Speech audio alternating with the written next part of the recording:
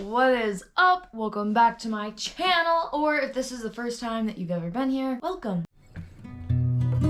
Alright, so the other day I got a DM asking for a video on how to embroider on canvases. Ooh, sorry. Like I have been doing so much lately, and also, I mean, really enjoying it because it's a very calming activity. Anyways, so that's what this video is gonna be. It'll honestly, if it's a 5-minute video, I'll be shocked because embroidering is not difficult at all. Alright, so embroidering first showed up around, just kidding, I'm not actually gonna go into the history of embroidering because let's be real, no one actually cares. So what I do to start is I find the image that I want to do, or you can make your own. I mean, you know how it goes.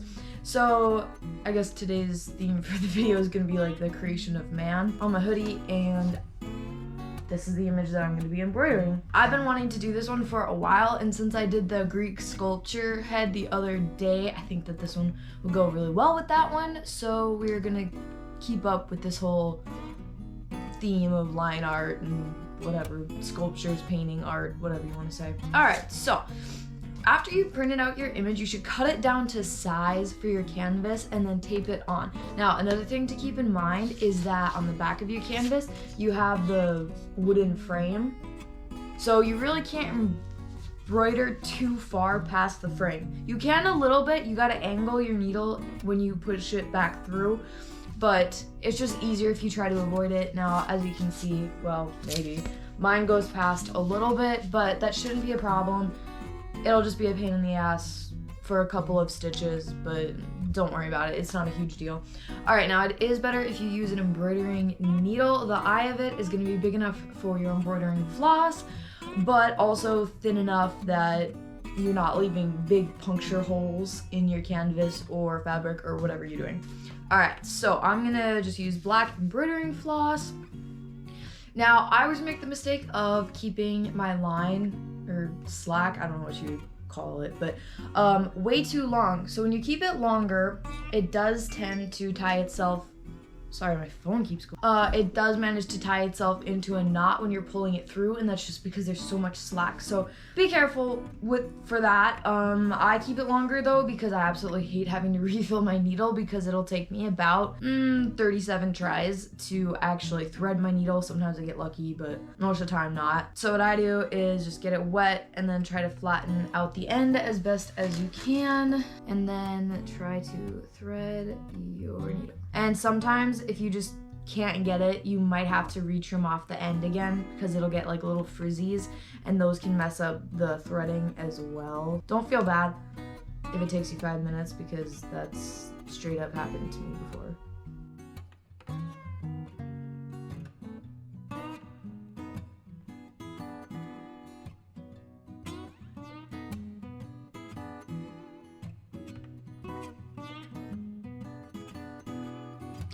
Alright, so now I've gotten it threaded, but you can see a little bit that, well, maybe you can, I don't know, that not all of the little strings that make up the floss are the same length, so that can create a knot later on too. So try to keep them as even as you can, because when you try to thread it so many times, all the little strings that make it up can get separated and stuff, so that can cause you a headache. If I'm over explaining things, I'm really sorry. It's just that I learned a lot of this stuff on my own, so I want you to be prepared for anything that could possibly go wrong, because it will go wrong, but that's okay. That's part of the learning curve, right? Okay, then you tie just a little basic knot at the end, and I trim off the tail.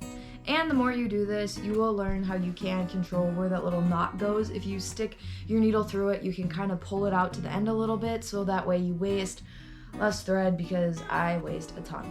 Now, after you thread your needle, of course, you've got this little line here. That's sort of your knot end. I don't know. I'll explain to you once I run out of thread and like I show you how to tie the knot at the end. Okay, so when you get started, always start from the back, so that way your knot is at the back and you don't see it on the front of your canvas.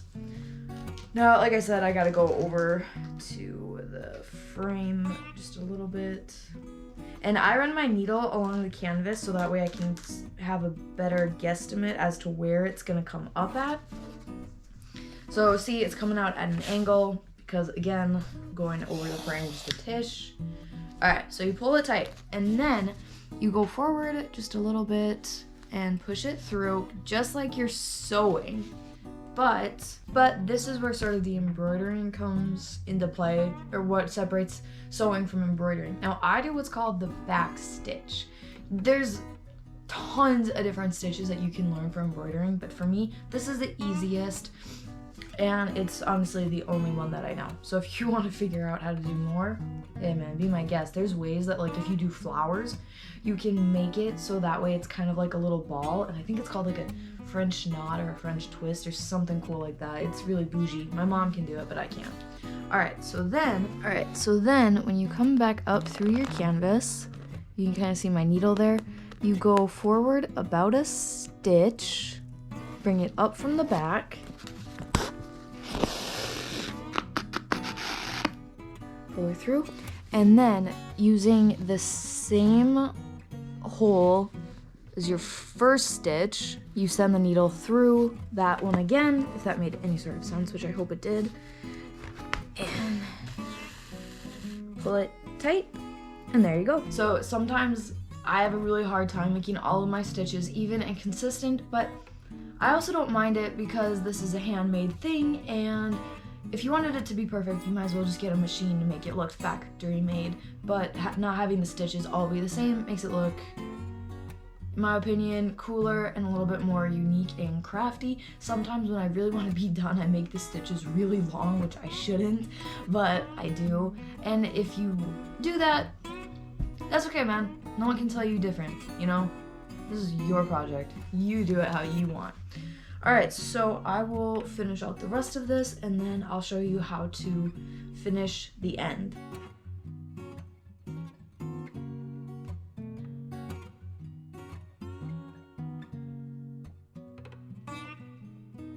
Alright, so I have reached the end of my string. I don't let it get too short because then it gets really difficult to tie into a knot, and even like embroidering gets difficult. So now I'll just like show you how you tie into a knot. It's really easy.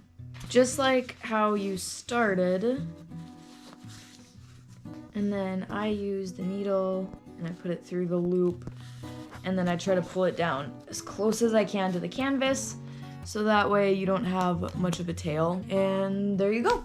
Now, when it comes to doing the like smaller details and stuff, I jump around really bad, and I don't know if like, so say like I was to do this thumbnail, I don't know if I should tie the floss into a knot and then trim it off and then move somewhere else. I jump around really bad, so on the back there'll be string or floss all over the place, crisscrossing and stuff, but I don't really care because it's the back and no one really sees the back, so it shouldn't matter, right? But anyways, that's how I embroider, that's how I do my stuff. Now when you tear off the paper, it does make the stitches loosen up quite a bit, so then I'll take the needle or even like a tweezers and I'll pull them at the back and tighten them up again. I don't know how to get a pattern onto the canvas without using paper, so if you can figure something else out, man, good for you, and let me know how you did it, because this way isn't, I mean, ideal, but it's what works. So, but anyways, that's how you do it. I hope that this tutorial was kind of helpful and that you guys start embroidering, because it's a really fun activity to do in the winter when it's negative.